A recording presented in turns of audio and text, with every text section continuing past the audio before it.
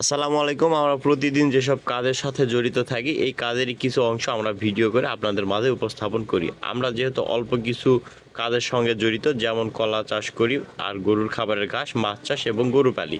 তো এই ক্ষেত্রে আমরা এক এক দিন এক এক কাজ করি, হয়তো একদিন পর আরেকটা কাজ করি, এরকম কিছু ভিডিও এই কারণে একই ক্যাটাগরির হয়ে থাকে।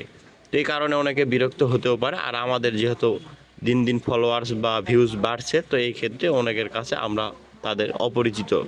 তো এই প্রেক্ষিতে আমরা আজকে যে কাজটি করব, আমরা কয়েকদিন আগে সিদ্ধান্ত নিয়েছিলাম যে আমরা একদিন কলার জমিতে যাব, আবারও যায় আমাদের কলার বাগানে যে অতিরিক্ত নখগুলান হয়েছে এগুলান আমরা 7 দিন পর পর কেটে দিই।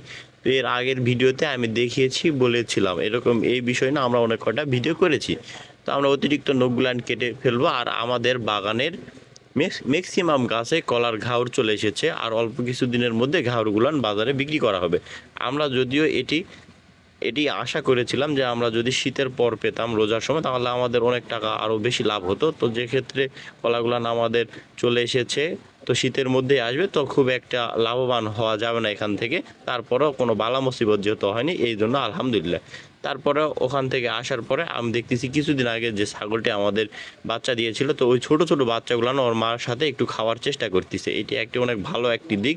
তো আমরা প্রথমে ভেবেছিলাম যে এদেরকে হয়তো বাজার থেকে দুধ কিনে খাওয়াতে হবে, কিন্তু না, এরা যথেষ্ট দুধ পায়, এরা যথেষ্ট চঞ্চল।